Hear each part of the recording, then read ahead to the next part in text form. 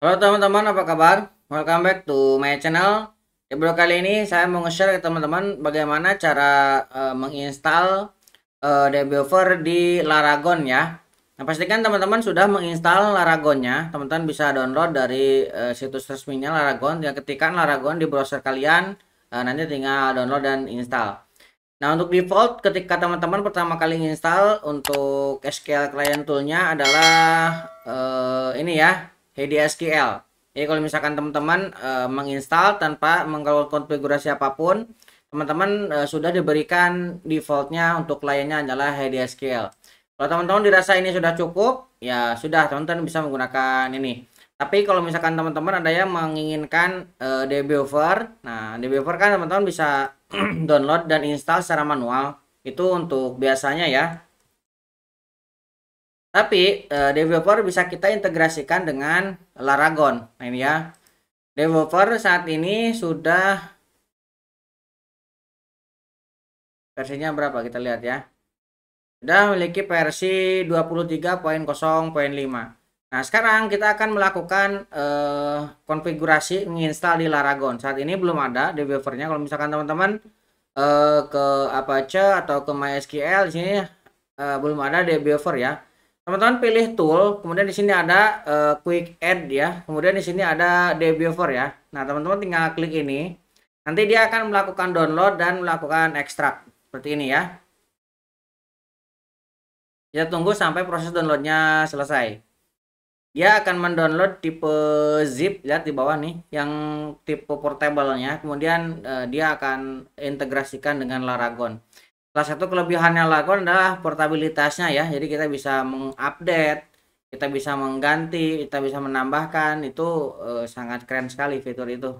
Dan kita juga bisa mengganti-ganti versi. Misalkan teman-teman memiliki project untuk PHP dengan versi yang berbeda. Nah, kita bisa menjalankan dengan versi-versi yang berbeda untuk PHP-nya. Bisa dipilih. Nah, itu sangat membantu sekali ya.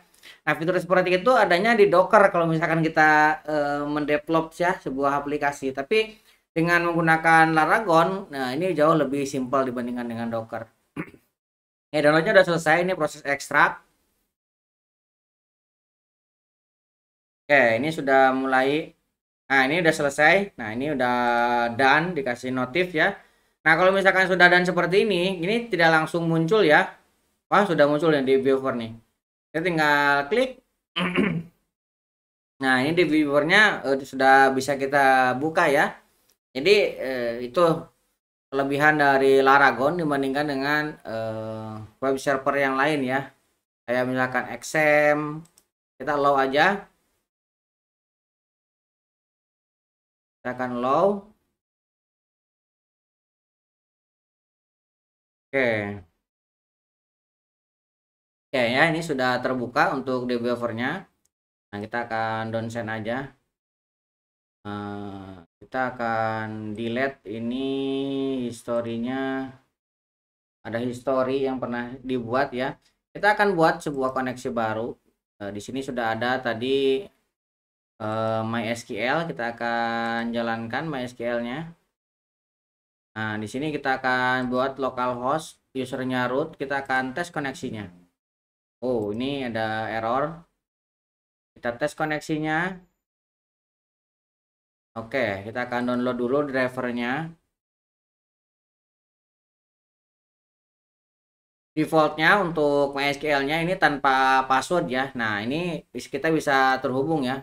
Di sini kita menggunakan user root dan passwordnya belum ada. Ini belum kita apa-apain. Ini kondisi bawaan default ketika pertama kali kita menginstal ya. Kalau sudah tinggal kita klik finish. Nah, di sini sudah ada, tinggal teman-teman buka. Teman-teman tinggal lihat di sini database-nya yang ada, tabelnya ada tuh. Nah, kalau misalkan teman-teman mau coba ya tinggal di sini, kemudian open new SQL query editor. Nah, ini tinggal di close. Nah, tinggal misalkan select bintang from information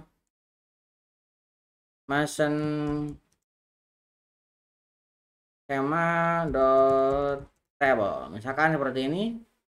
Kita jalankan. Nah, ini sudah jalan ya. Oke. Jadi proses setup kita sudah berhasil sampai di sini. Jadi teman-teman ini kalau misalkan membuka ini sudah terisolat ya. Kalau misalkan teman-teman cari di sini di app misalkan ya. Nah, app kan di sini ya. Coba kita debuffer. Nah, ini tidak ditemukan ya. Karena ini adanya di Laragon, diintegrasikan dengan Laragon.